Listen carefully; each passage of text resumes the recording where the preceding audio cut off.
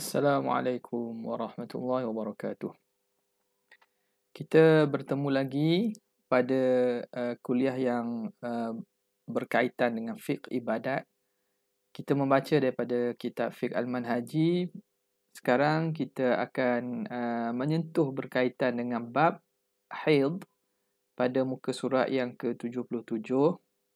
Bismillahirrahmanirrahim. Qala al-muallif rahimahullah wa nafa'ana bihi wa bi'ulumihi fid dharain amin. Kata pengarang, al-haidhu ma'nahu al-haidhu fil lughah sayalanu yuqalu hadal wadi idza sala. Sekarang ni pengarang akan mendatangkan makna pada bahasa. Pada bahasa, haid tu daripada maknanya ialah sayalan, iaitu mengalir. Bagaimana kalau konteks penggunaan ayat dibagi contoh hadal wadi, apa maksud hadal wadi? Maksudnya sala, mengalir wadi itu dengan air. Wa fi syar'i, ini istilah, haid pada istilah ialah damu jibillatin ay khilqatin wa tabi'atin taqtadhihi ittiba'us salimatu yakhruju min aqsar rahimil mar'ati ba'da bulughiha ala sabilis sihhah fi awqatin ma'lumatin. Adapun haid pada syarak, yakni pada istilah, ialah damu jibillah, darah yang fitrah. Apa maksud jibillah? Khilqah. Khilqah wa tabi'ah. Darah secara semula jadi, secara tabiat. Yang menuntukkannya oleh tabiat yang sehat. Tabiat yang biasa menuntut ataupun pada kebiasaannya orang yang mempunyai tabiat yang selamat, tabiat yang sehat akan keluar darah ini. Taqtadhihi menuntukkannya oleh tabiat yang selamat. Mana orang yang mempunyai sistem badan yang okey, yang sihat, dia akan keluar darah ini. Perempuan lah perempuan. Yakhruju, kat mana dia keluar? Darah ini yakhruju min aqsa rahimil mar'ah. Keluar daripada pangkal rahim perempuan. Ba'da bulughiha, setelah balignya perempuan, ala sabilis sihah, atas jalan sihat. Maknanya ini darah yang menunjukkan sihat seorang perempuan itu. Jadi haid ni kadang-kadang tanda bahawa seorang perempuan itu normal, sihat.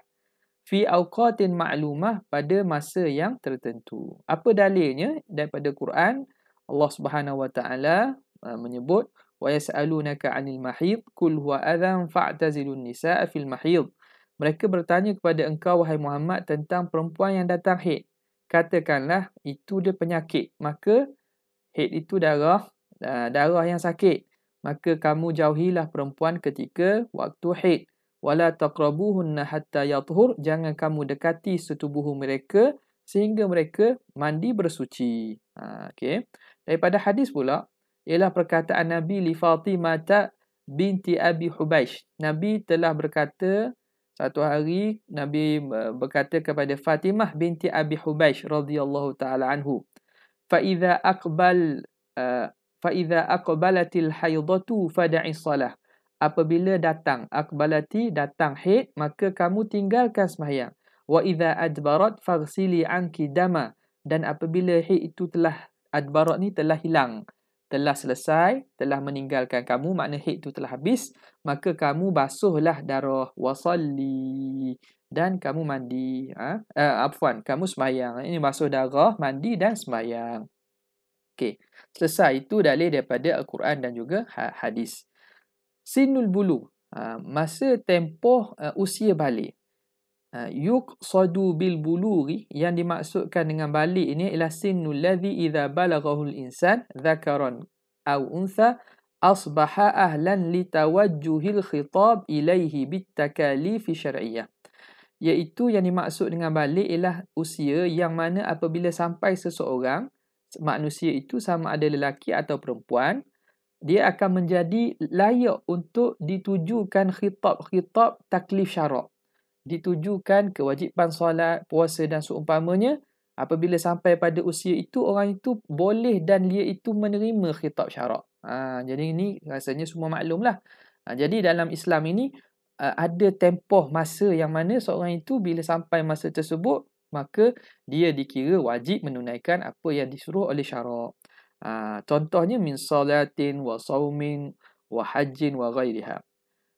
Wa yu'rafu al-bulughu, diketahui baligh itu dengan beberapa perkara. Pertama, al-ihtilamu bi khurujil mani, binisbati lidzakari wal untha, iaitu ihtilam. Ini ihtilam ni tidur tidur basah. Tidur yang keluar mani lah. Nisbah bagi lelaki dan perempuan. Jadi tanda alamat keluar mani ni ada bagi lelaki dan perempuan. Yang kedua, ru'yatu damil haidhi bin nisbati lil untha, melihat darah haid nisbah bagi perempuan. Ini haid ni khusus bagi perempuan. Wal waqtu alladhi yumkinu an yahsula fihi al-ihtilamu aw al-haidhu fayakunu qad tahaqqaqa al-bulugh wa huwa istikmalu 9 sinin qamariyah. Istikmal 9 sinin qamariyatin minal umur. Okey, jadi waktu yang mungkin bahawa terhasil ihtilam ataupun haid itu yang sekira-kira akan menentukan, meyakinkan bahawa seorang itu baligh ialah sempurnanya 9 tahun qamariyah. 9 tahun qamariyah, tahun hijri bukan tahun masihi ya. Jadi kena tengok kepada kalender hijri. Sempurna, maksud sempurna itu maknanya bukan baru masuk 9 tahun, dah habis 9 tahun. Itu maksud sempurna.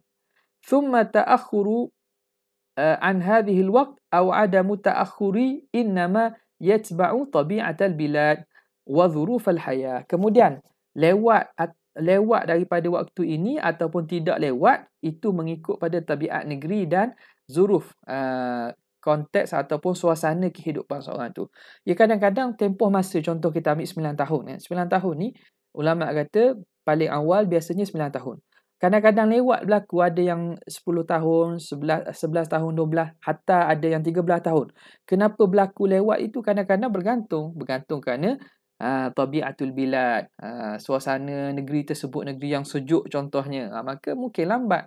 Negeri yang panas mungkin cepat dia punya usia baliknya, ataupun zuruful hayah, situasi kehidupannya, dia hidup dalam suasana yang banyak terdedah kepada perkara-perkara yang melibatkan seksual dan seumpamanya, mungkin dia akan jadi cepat. Kalau yang terjauh daripada percampuran dan seumpamanya, mungkin kadar ataupun usia itu akan jadi lambat. Itu bergantung dia kata. Tapi pada usia ghalibnya ialah diletak pada usia seawal 9 tahun. Yang ketiga, bistikmali 15 minal umur. Yang ketiga ialah balik dengan usia apabila sempurna 15 tahun. Bisininil qamariyah, dengan bisinin al-qamariyah, dengan tahun qamariyah. Idza lam yahsul al-ihtilamu awil haid, jika tidak berlaku keluar mani atau haid. Kalau mani tak keluar, haid pun tak keluar, maka dengan sempurna 15 tahun, maka orang itu dah dikira baligh. Okey. Terus kita masuk muddatul haid. Tempoh haid. Lil haidi muddatun dunya wa muddatun quswa. Dunia ni tempoh, muddah ni tempoh yang paling kurang, quswa tempoh yang paling panjang. Wa muddatun ghalibah. Muddatun ghalibah ialah tempoh yang ghalib. Fal muddatud dunya hiya aqallu muddati al-haidhi yaumun wa lailah. Tempoh yang paling pendek, paling kurang ialah sehari semalam. Dia haid tidak akan berlaku kurang daripada sehari dan semalam. 24 jam takkan. Keluar sikit, itu tidak dikira haid. Syarat haid mesti dia itu paling kurang sehari semalam, 24 jam. Wal muddatul quswa hiya aktsaru muddatil haid. Itu sebanyak-banyak tempoh haid ialah 15 yauman, 15 hari bilayaliha, beserta malam. 15 hari, 15 malam. Wa muddatul ghalibah sittatu ayamin aw sab'ah, ialah 6 ataupun 7 hari. Itu ghaliblah. Wa aqallu tuhrin baina haidataini 15 yauman, dan sekurang-kurang suci antara dua haid ialah 15 hari. Ini kena ingat. Pelajar-pelajar terutamanya yang baru bab haid ni, kita kena ingat. Haid ni, pelajar sekalian, bukan pada perempuan saja kena tahu. Orang lelaki juga wajib tahu pasal haid, kerana dia akan nanti sama ada dia akan menjadi anak kepada anak-anak perempuan, dia akan jadi bapa kepada anak perempuannya, akan jadi suami kepada isterinya, akan jadi abang kepada adik perempuannya atau adik kepada kakaknya. Jadi tak dapat tidak, lelaki ni dia kena tahu juga. Jadi haid ni bukan sekadar untuk perempuan saja tahu, orang lelaki juga perlu tahu berkaitan dengan ilmu tentang haid. Okey. Jadi sekurang-kurang suci antara dua haid ialah 15 hari. Dia tidak akan kurang daripada 15 hari tempoh suci. Wala hadda li aktsarit tuhri, dan tidak ada had bagi sebanyak-banyak suci. Okey, paling lama berapa banyak tempoh suci?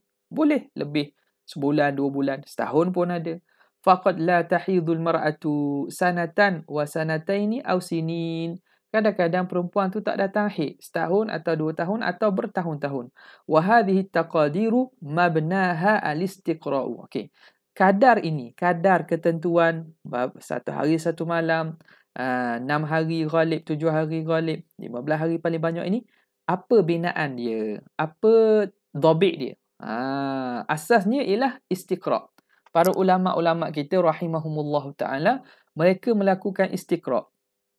Mereka membuat kita panggil soal selidik lah. Mereka bertanya kepada perempuan pada zaman mereka, Imam Syafi'i, para imam-imam a'imah semua, mereka tanya. Pada zaman itu, mereka tanya perempuan yang mereka jumpa berapa tempoh haid mereka. Sehingga kan mereka meletakkan kaedah ini dalam kitab-kitab mereka. Apa maksud istiqra'? Ai tatabbu'u hawadithi wal wujud, iaitu mencari-cari hawadith, peristiwa dan juga apa yang berlaku. Bagaimana dan peristiwa yang berlaku dan al-wujud, perkara yang sebenarnya berlaku macam mana. Jadi itu dibuat istiqra', dibuat istiqra' oleh para ulama. Waqad wujidat waqa'i'u athbatatha. Kadang-kadang ada waqai', beberapa peristiwa-peristiwa yang berlaku dan diisbatkan melalui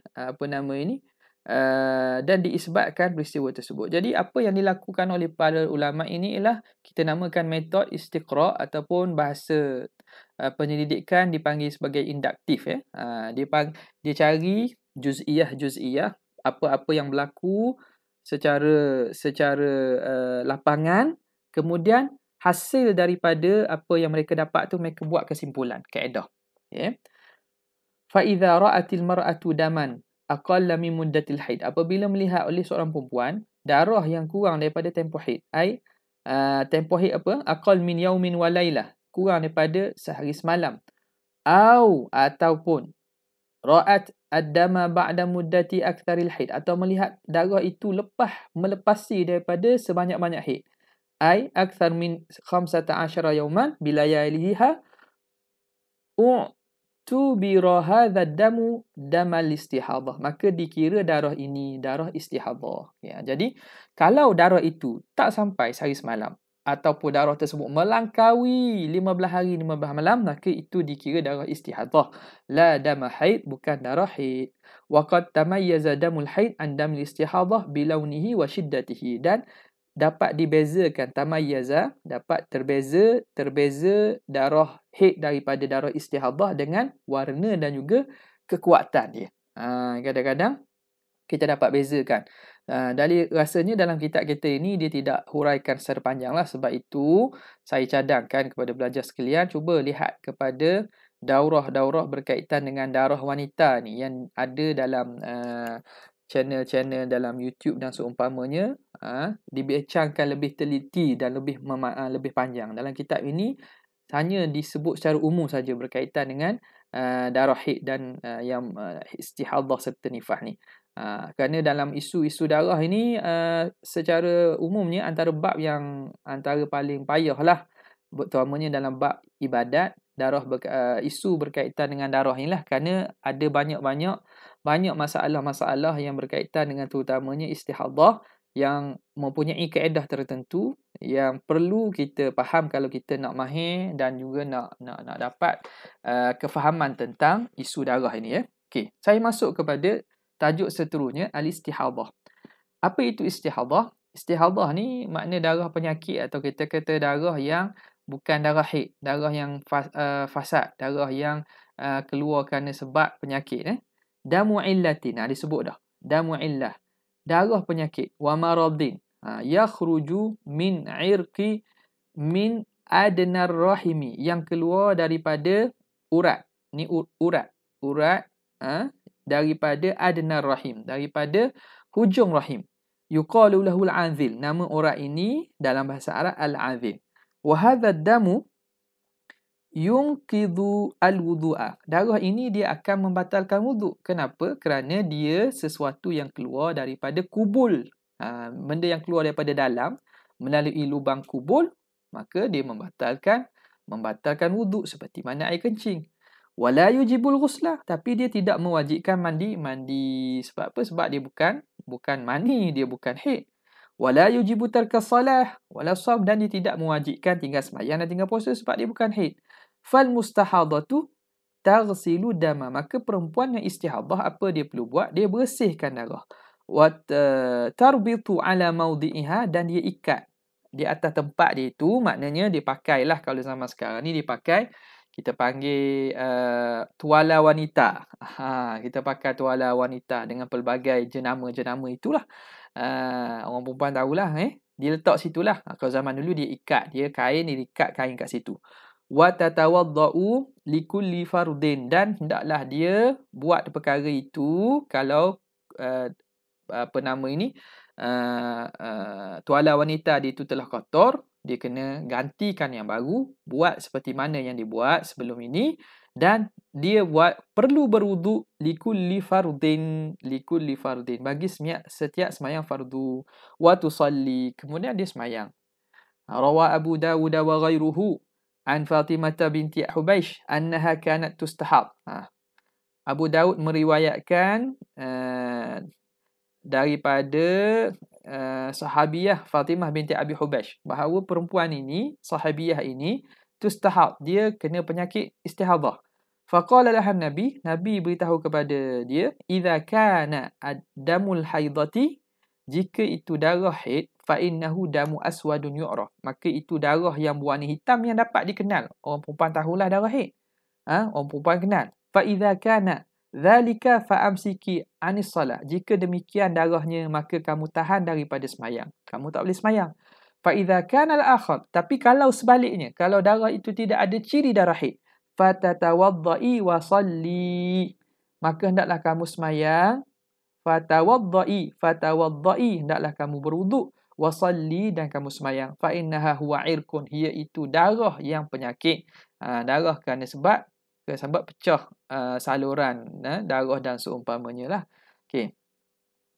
Rawa Bukhari wa Muslim an Aisyah radhiyallahu ta'ala anha qalat ja'at Fatimah binti Abi Hubaish ila Nabi sallallahu alaihi wasallam faqalat ya Rasulullah.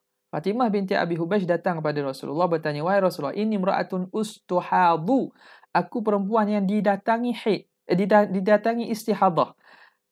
Fala athuru, maka aku tak akan jadi bersihlah sebab darah sentiasa keluar. Afa ada'us salata, perlukah aku tinggal sembahyang? Faqala Rasulullah sallallahu alaihi wasallam, la, Nabi kata jangan. Innama dzalika irkun, istihadah itu ialah darah penyakit. Itu hanya saluran darah yang pecah ataupun penyakit dengan sebab keluar daripada saluran darah. Walaisa bil haidah, itu bukan haid. Fa idza aqbalatil haidati fatruki salah, jika datang haid kamu maka tinggalkan sembahyang. Wa idza dhahaba qadruha fa idza dhahaba qadruha faghsili anki dama wa salli, jika telah lalu kadar haid itu, maka kamu basuh darah tersebut, mandi dan seumpamanya, dan kamu sembahyang. Okey. Selesai. Kita masuk kepada ma yahrumu bil haid. Apa yang haram dengan sebab haid ini? Pertama, as-salatu. Perempuan yang haid tidak boleh sembahyang. Li ahadithi Fatimah binti Abi Hubaish, berdasarkan hadis-hadis daripada Fatimah binti Abi Hubaish radhiyallahu taala anha. Yang kedua, qiraatul Quran. Haram perempuan haid membaca Quran. Wa massul mushaf, sentuh mushaf. Wa hamluhu, bawa mushaf. 5 marra aidan, kerana hadis yang telah lalu. Wa fi ma yahrumu bil janabah, hadis yang lalu berkaitan apa yang haram dengan sebab janabah, junub. Yang ketiga, al-mukthu fil masjid, duduk dalam masjid. Lal ubur, tidak lalu tidak ada masalah. Duduk tetap dalam masjid itu, iktikaf dan seumpamanya, itu tidak boleh bagi orang haid. 5 marra ma'aka fi ma yahrumu bil janabah, ini telah lalu berkaitan apa yang haram dengan sebab janabah. Okey. Kemudian datang wa mimma yadullu ala anna mujarrad al-ubur la yahrum, antara hadis yang menunjukkan bahawa semata-mata lalu melalui masjid saja tidak haram. Bil idhafati lima sabaq, berdasarkan dalil telah dahulu, ialah apa yang diriwayatkan oleh Imam Muslim, hadis riwayat Muslim dan selain daripada Aisyah radhiyallahu taala anha qalat qala li Rasulullah SAW, Nabi pernah satu hari berkata kepada Siti Aisyah, nawilinil khumrata minal masjid. Apa nama ni? Nabi kata nawilinil khumrah. Cuba unjuk, beri kepada aku al khumrah. Khumrah ni sejadah lah, sejadah ataupun tikar. Sejadah daripada masjid. Fakultu inni haidun. Maka Nabi SAW kata, Siti Aisyah kata, aku sedang haid ya Rasulullah, macam mana aku nak hulur kepada kamu sejadah dalam masjid itu? Faqala inna haidataki laisat fi yadiki, inna haidataki laisat fi yadiki. Sesungguhnya haid kamu bukan di tangan kamu. Menunjukkan bahawa perbuatan Siti Aisyah radhiyallahu taala anhu menghulurkan sejadah atau tikar itu ke dalam masjid itu tidak ada masalah. Maknanya sekadar lalu begitu tidak ada masalah. Okey. Kemudian seterusnya yang keempat ialah at-tawaf. Diharamkan bagi orang haid untuk tawaf. Dalla ala dhalika ma mara fil janabah. Dalilnya dalam sebagaimana perbincangan tentang janabah. Okay. Dan juga apa yang diriwayatkan oleh Imam Bukhari, hadis Imam Bukhari dan Muslim, an Aisyah radhiyallahu taala anha qalat kharajna la nura illa al-hajj. Kami keluar, Siti Aisyah kata, kami keluar bersama Nabi, kami tak nak benda lain kecuali nak buat haji. Falamma kunna bi sarafin hittu, apabila kami sampai pada satu tempat, Saraf ni nama tempat dekat dengan Mekah. Hittu, maka Aisyah kata, aku didatangi hit. Fadakhala alayya Rasulullah SAW wa ana abki. Maka aku pun, Rasulullah SAW datang, masuk berjumpa dengan aku, dalam keadaan aku sedang menangis. Qala malaki anafisti, kenapa kamu Aisyah, kamu hit ke? Anafisti? Qultu na'am, maka Aisyah kata, ya Rasulullah. Qala inna hadha amrun katabahu Allahu ala banati Adama. Sesungguhnya ini satu perkara yang Tuhan dah tetapkan kepada perempuan-perempuan anak cucu Nabi Adam. Faqdi ma yaqdil haju, maka tunaikan apa yang dilakukan oleh orang yang membuat haji. Ghaira alla tatufi bil bait, kecuali jangan kamu tawaf di Kaabah. Jangan tawaf. Jadi dalam riwayat lain, hatta tathuri, sehingga kamu suci. Jadi Rasulullah menyuruh Siti Aisyah buat sebagaimana orang melakukan haji. Cuma jangan tawaf di Kaabah je. Sebab Kaabah ni terletak dalam masjid. Kerana itu tidak dibenarkan tawaf. Adapun perkara-perkara haji lain, boleh itu di luar masjid. Ya? Okay. Wa yahrumu 'ala al-haidhi ziyadatan 'ala dhalika umurun ukhra. Dan haram ke atas orang haid tambahan daripada perkara yang telah lalu, beberapa perkara di bawah. Pertamanya, uburul masjid wal murufih. Lalu masjid dan melintas dan melalui masjid, idza khafat talwithahu, jika dia bimbang, talwithahu, mengotorkan masjid. Jika perempuan, dia bimbang kalau dia melalui masjid ataupun menyeberangi masjid akan menyebabkan darahnya jatuh dan mengotorkan masjid, itu haram hukumnya. Li'anna dama najisun, kerana darah itu najis. Wa yahrumu talwithul masjid, dan haram mengotorkan masjid bin najasati wa ghairiha, dengan najis dan seumpamanya, minal akhdar, daripada kotoran-kotoran. Fa idza aminat talwitha, jika perempuan itu merasa selamat daripada mengotorkan masjid, halalahal mururu, maka halal baginya untuk lalu, kama alimta, sebagaimana telah kamu tahu. Yang kedua, as-saum, haram bagi perempuan itu puasa. Fala yajuzu lil haidhi an tasuma fardan wala naflan. Tidak harus bagi perempuan haid dia berpuasa, sama ada puasa fardu ataupun puasa sunat. Dalilu dzalika ma rawahu Bukhari wa Muslimun. Dalilnya ialah hadis yang diriwayatkan oleh Imam Bukhari dan Muslim, an Abi Sa'id radhiyallahu taala anhu, anna Rasulullah sallallahu alaihi wasallam qala fil mar'ati qad su'ila anil mar'ah, qala fil mar'ah wa qad su'ila an ma'na nuqsani diniha. Okay. Abi Sa'id, bahawa Rasulullah SAW menceritakan tentang perempuan. Orang bertanya, wa qad su'ila, dan Rasulullah telah ditanya, an ma'na nuqsani diniha, apa makna kurang agamanya itu. Nampak? Jadi Nabi SAW dalam hadis lain kata perempuan ini kurang akalnya dan kurang agamanya. Kurang akalnya dan kurang agamanya. Kurang akal tu apa sebabnya? Kerana dalam penyaksian penyaksian dua orang perempuan baru sama dengan seorang lelaki. Ini kerana bab-bab penyaksian ini perempuan tidak sesuai lah menjadi saksi, terutamanya dalam kes-kes melibatkan jenayah. Itu dari segi kekurangannya, dari segi akal. Itu maksud Rasulullah. Bukan makna perempuan tak cerdik, kena faham. Bukan maksud perempuan tidak cerdik. Boleh jadi perempuan itu lebih cerdik, lebih pandai daripada lelaki. Tapi fokus yang Nabi sebut ni ialah apa yang disebut dalam hadis tersebut. Okey, yang kedua, perempuan ni kurang dari segi agama, kurang dari segi mana?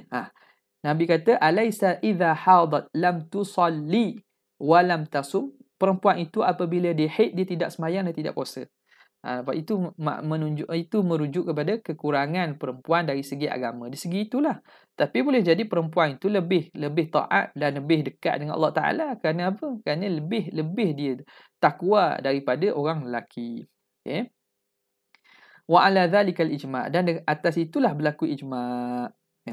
Wa taqdil haidhu ma fataha min shaumil fardi ba'da tuhriha, dan hendaklah melakukan qada. Perempuan yang haid hendaklah qada apa yang telah luput daripada puasa fardu selepas daripada sucinya. Wala taqdis salah, tapi dia tidak perlu mengqadakan sembahyang. Wa idza tahurat, apabila perempuan itu dah suci, ai intaha haidhuha, bila dah habis haidnya, wajaba alaiha shaum, maka wajib dia puasa, walau lam taghtasil, walaupun dia belum mandi. Okey, perempuan kalau dia dah berhenti haid, katakanlah dia berhenti haid hampir sebelum subuh, dia tak sempat mandi masuk waktu subuh, dia wajib dia niatkan puasa sebelum subuh tu lah, dan dia puasa hari tersebut. Nampak? Jadi tidak disyaratkan kena mandi dulu baru boleh puasa. Tu dia kata wajib dia puasa walaupun belum mandi. Adapun nak sembahyang memang kena mandi dulu. Okay. Kemudian ini juga dalil daripada itu. Saya langkah je lah, masuk kepada yang ketiga. Haram bagi orang haid itu, perempuan haid, al-wad'u, haram jima'. Ai wal istimta', dan juga istimta', mengambil keseronokan, berseronok-seronok. Wal mubasyaratu, bermubasyarah, bersentuh-sentuhan suami isteri ni. Ma baina surrati wa rukbah, antara pusat dan lutut. Jadi orang perempuan haid ni tidak boleh dia beristimta' dengan suaminya antara pusat dan lutut. Okey. Berdasarkan ayat Quran itu maklum, serta hadis Nabi SAW, bahawa Abdullah bin Sa'ad bertanya Nabi SAW, dia bertanya kepada Nabi, ma yahillu li min imraati wa hiya haid, apa yang halal bagiku daripada isteriku dalam keadaan haid? Qala laka ma fawqal izar, kamu boleh beristimta', boleh berseronok dengan perempuan kamu selain ma fawqal izar, atas daripada izar. Izar ni kain sarung lah. Kain sarung yang biasa menutupi antara pusat dan lutut. Jadi makna menunjukkan bahawa lebih daripada bahagian itu boleh seorang lelaki istimta' dengan isterinya. Okay. Kemudian al-wiladah. Kita masuk yang seterusnya ialah wiladah. Al-wiladah ya wad'ul hamli. Apa dia wiladah? Itu beranak kandungan. Wa qad takunu wiladatu la ya'qubu khurujal waladi. Namun kadang-kadang wiladah itu tidak mengiringi keluar anak itu oleh darah. Lepas keluar anak, darah tak datang. Boleh jadi, tapi ini jarang-jarang lah. Maka apa hukum perempuan yang beranak tak ada darah? Tak ada darah yang mengiringi anak tersebut. Maknanya lepas keluar anak, tidak ada darah yang datang selepasnya. Ya'qubu, datang, tidak ada darah yang datang selepas beranak. Maka hukumnya perempuan tadi juga dikira perlu mandi. Mandi apa? Ini mandi wiladah nama dia. Okey. Adapun perempuan yang beranak, dia keluar lepas itu nifas, maka tak perlu mandi. Ini juga ada salah faham yang beberapa video-video yang popular sebelum inilah. Dia kata perempuan itu bila dah beranak, lalu keluar nifas, lepas beranak dia kena mandi wiladah dulu. Kemudian lepas habis nifas dia kena mandi nifas pula. Siapa yang tinggal mandi wiladah ni dia berdosa kata. Tak betul ni. Yang mandi wiladah ni kalau perempuan itu beranak, lepas daripada beranak tak ada darah nifas, maka dia kena mandi wiladah. Dan ditunaikan sembahyang solat seperti biasa. Adapun perempuan bila beranak dan keluar darah lepas pada itu, dan kebanyakannya begitulah, darah itu darah nifas, maka dia tak perlu mandi wiladah lah, sebab sia-sia je. Mandi tu tidak dapat menyucikan dia pun. Maka lepas habis darah nifas tadi, dia mandilah. Mandi nifas tersebut dah kira sekali lah. Kira sekali. Tak perlu dia mandi 2 kali. Tak perlu mandi 2 kali. Okey, faham Fahukmuha hina idzin hukmul janabah. Hukumnya hukum janabah. Li'annal walad mun'aqidun min ma'il mar'ati wa ma'ir rajul. Kerana anak itu terhasil daripada air mani perempuan dan air mani lelaki. Wala yakhtalifu hukmu. Maka tidak berbeza hukum. Mahmaktalafal hamlu al-mawdu'. Walaupun berbeza kandungan. Yang dikandung itu au tariqatu wad'ihi, atau cara dia beranak. Dia beranak dengan cara biasa ke, dia beranak dengan cara belah pun sama sahaja. Wa idza aqaba khurujal waladi, namun apabila mengiringi keluar anak itu oleh darah, wa huwal ghalib, dan itulah yang ghalib, summiya nifasan, dinamakan darah itu nifas. Wa ta'allaqat bihi ahkamun, dan berkait dengan nifas ni beberapa hukum. Ilaika bayanuha, dan di bawah ini keterangan dia. Apa dia nifas? Maknahu, makna nifas lughatan al-wiladah. Makna nifas tu ialah beranak juga. Tu pada bahasa. Tapi pada syarak wa syara'an, ad-damul khariju aqibal wiladah. Darah yang keluar selepas beranak. Selepas beranak, yakni selepas kosong rahim itu kosong daripada anak. Wasumya nifasan, dinamakan darah itu nifas li'annahu yakhruju aqiba khurujun nafsi. Kerana dia itu keluar selepas daripada keluar nafsun, keluar jiwa. Jiwa, nafsun ni makna jiwa, keluar anak. Anak tu satu jiwa kan, satu kehidupan. Yuqalu lil mar'ah. Okey, kalau perempuan yang bernifas kita panggil apa? Yuqalu lil mar'ati nufasa. Perempuan yang sedang bernifas kita panggil nufasa. Imra'atun nufasa, perempuan yang bernifas. Okey. Wadamul ladzi yakhruju athna' at-talqi. Darah yang keluar ketika talq. Talq tu apa dia? Talq tu ketika sakit nak beranak itu. Au ma'a khurujil walad, ataupun ketika bersama keluarnya anak. Darah yang keluar ketika sakit nak beranak ataupun keluar bersama anak. La yu'tabar dama nifas, itu tidak dikira darah nifas. Okey, faham? Jadi darah nifas ini selepas rahim itu keluar seluruh anak. Kalau anak itu kembar, anak pertama keluar, darah yang keluar antara anak pertama anak kedua bukan nifas lagi. Lepas keluar anak kedua baru dikira darah nifas.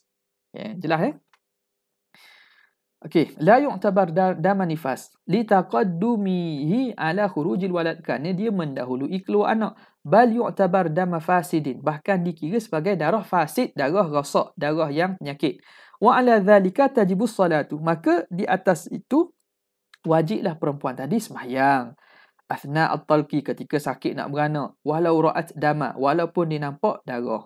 Wa idza lam tatamakkan min as-salati, jika dia tak mampu sembahyang, sakit sangat contohnya, wajaba qada'uha, wajib qada'. Jadi perempuan yang nak beranak ni, kalau tengah-tengah sakit atau belum lagi beranak itu, kalau dia mampu sembahyang, sembahyanglah semampu boleh. Kalau duduklah dan keadaan baring-baringlah. Kalau tak mampu langsung, tak boleh dah sangat nak tumpukan kepada sembahyang dan seumpamanya, kena tanda. Kena tanda dan kena ingat. Sembahyang yang dalam waktu tersebut dia kena qada'. Kenapa? Kerana waktu itu bukan waktu nifas lagi. Maka dia kena ganti balik sembahyang tersebut kalau dia tidak buat ketika itu. Muddatuhu, berapakah tempoh nifas? Aqallu muddati nifas lahzatun, sekurang-kurang tempoh nifas ialah 1 lahzah, 1 detik. 1 detik ni sekejap lah, maknanya keluar 1 saat ke 2 saat, 3 saat, itu dikira nifas lah. Wa qad yamtaddu ayyaman, kadang-kadang nifas ini berpanjangan beberapa hari. Wa ghalibuhu arba'una yawman, ghalibnya ialah 40 hari. Wa aktsaruhu sittun, paling banyak 60 hari. Fama zada 'alaiha fa huwa istihadatun, apa yang lebih daripada itu istihadah. Wal aslu fi hadha istiqra'. Okey, asal makna dalil. Mana dalil bahawa tempohnya itu sekurang satu lahzah, paling banyak 60 itu? Istiqra'. Proses induktif yang dibuat oleh para ulama. Ulama tanya perempuan-perempuan pada zaman mereka, maka mereka himpunkan buat kaedah.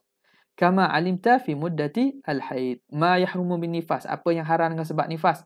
Ajma'al ulama ala anna nifasa kal haid fi jami' ahkami. Para ulama ijma' bahawa nifas itu umpama haid pada seluruh hukumnya.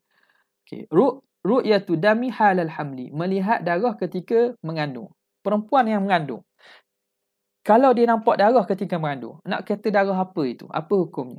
Idza ra'at al-hamilu dama, apabila melihat oleh perempuan yang hamil darah, wa balaghat muddatuhu aqalla muddatil haid, dan sampai tempoh darah itu sekurang-kurang tempoh haid, iaitu yaumun wa lailah, walam yatajawaz akthara muddatil haid, dan darah itu tidak melangkaui lebih daripada tempoh haid, iaitu 15 hari beserta malamnya. U'tubira hadha damu haidan 'alal azhar, maka dikira darah itu darah haid. Okey, jadi perempuan haid, maka darah itu darah haid. Dia keluar 1 hari 1 malam atau lebih, tapi kurang daripada 15 hari 15 malam, maka darah yang keluar walaupun ketika mengandung itu darah haid. Alal azhar, atas pandangan yang paling kuat berdasarkan pandangan pandangan Imam Syafi'i rahimahullah. Maka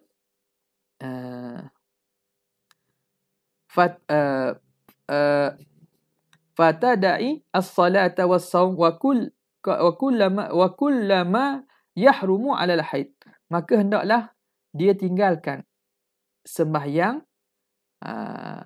puasa dan setiap apa yang haram di atas orang haid. Maka bila haid, maka dia kena tinggallah sembahyang, puasa.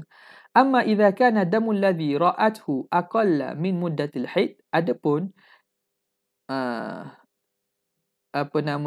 jika perempuan itu nampak darah kurang daripada tempoh haid, sekejap, setengah hari saja darah keluar contoh, atau lebih daripada tempoh haid, darah itu keluar 20 hari, u'tubiral aqal wazaidu damus istihadhah, maka dikira darah yang sikit itu, yang keluar setengah hari, itu darah istihadhah. Az-zaid, yang lebih daripada 15 hari itu dikira darah istihadhah. Yang lebih 15 hari, kalau dalam 15 hari itu darah haid, lebih daripada 15 hari dikira darah istihadhah.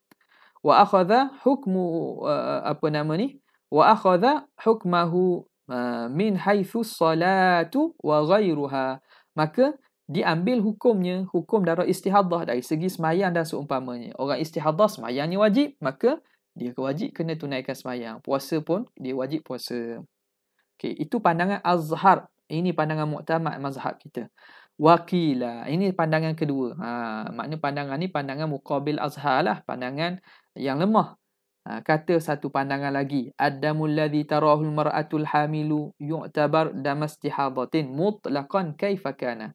Darah yang dilihat oleh perempuan yang hamil dianggap darah istihadah secara mutlak, apa keadaan dia pun. Sama ada kurang, lebih, banyak, tak kira. Itu istihadah. Walaysa dama haidin, bukan darah haid. Li'anna al-hamla yasuddu makhrajal haid. Kerana kandungan itu dia akan menyekat saluran darah haid. Wa hadzal ghalibul akthar. Inilah yang ghalib, yang kebanyakan. Wa haidul mar'ati athna al-hamli illam yakun mumtani'an fahuwa nadirun jiddan. Dan kata pengarang, dan haid perempuan ketika tengah mengandung itu, walau jika tidak mustahil pun, tapi jarang sangat katanya. Jarang sangat. Okey. Muddatul hamli, tempoh mengandung. Aqallu muddatil hamli. Aqallu muddatil hamli, sekurang-kurang tempoh mengandung. Sittatu ashhurin, ialah 6 bulan. Akhdha minal ayatainil karimatain. Diambil daripada 2 ayat yang mulia. Apa dia? Wa hamluhu wa fisanuhu 30 syahra. Allah Ta'ala sebut dalam ayat ini, hamluhu wa fisaluhu 30 syahra. Mengandung dan tempoh menyusu 30 bulan. Lepas itu Allah Ta'ala sebut wa fisaluhu fi amain, dan tempoh menyusu dalam masa 2 tahun. 2 tahun berapa bulan? 2 tahun sama dengan 24 bulan. Jadi kita tolak dapat 6 bulan. Okey. Fitamuhu min ar-radha'. Fisaluhu makna dia orang apa ni, tempoh bayi berpisah bercerai susu ialah 2 tahun. Fa idza kanat muddatu majmu'il hamli war-radha'i 30 syahra wa kanat muddatu ar-radha'i wahdahu 'amain kana muddatul hamli 6 ashhurin wa hiya aqallu muddatihi fa idza ja'at al-mar'atu biwaladin ba'da zawaji bi aqalla min 6 ashhurin wa huwa hayyun la yathbutu nasabuhu li abihi. Okey, ni terang yang atas tadilah. Apabila tempoh himpunan, tempoh mengandung dan juga tempoh menyusu itu 30 bulan dan adalah tempoh menyusu sesahaja 2 tahun, maka adalah tempoh mengandung ialah 6 bulan dan itu sekurang-kurang tempoh mengandung. Apabila perempuan datang dengan anak selepas daripada bernikah kurang daripada 6 bulan, anak itu dapat hidup wa huwa hayyun la yathbutu nasabuhu li abi, maka anak itu tidak dinasabkan kepada ayahnya. Menunjukkan bahawa anak ini bukan daripada suami yang dia menikah tu, itu daripada orang lain ataupun berlaku sebelum daripada pernikahan. Sekurang-kurang tempoh ialah 6 bulan. Ghalibuha, ghalib tempoh mengandung. Wa ghalibu muddati hamli 9 ashhur, iaitu 9 bulan. Akhdha minal waqi'il hal, mengikut kepada apa yang berlaku. Fa inna 'amatan nisa yalidna ba'da bad'il hamli bi 9 ashhur. Kerana perempuan ini akan beranak lepas daripada mula mengandung dalam tempoh 9 bulan. Aw yazid 'ala dhalika ayyaman qalila, ataupun bertambah beberapa hari. Ikutlah, kadang-kadang bertambah beberapa hari. 9 bulan lebih. Aktsaruha, sebanyak-banyak tempoh mengandung, wa aktsaru muddatil hamli 'inda Syafi'i rahimahullah 4 sinin. Di sisi Imam Syafi'i, sepanjang-panjang tempoh perempuan boleh mengandung iaitu 4 tahun. Wa hiya muddatun illam takun mumtani'ah fa hiya nadiratun lil ghayah. Kata pengarang kita, itu tempoh tersebut walaupun tidak mustahil tapi sangat jarang, sangat-sangat jarang.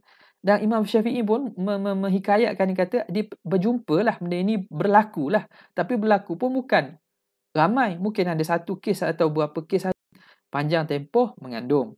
Lakinnaha taqa', tapi 4 tahun ni berlaku. Wa qad waqa'at bil fi'li, dan sungguh berlaku sungguh.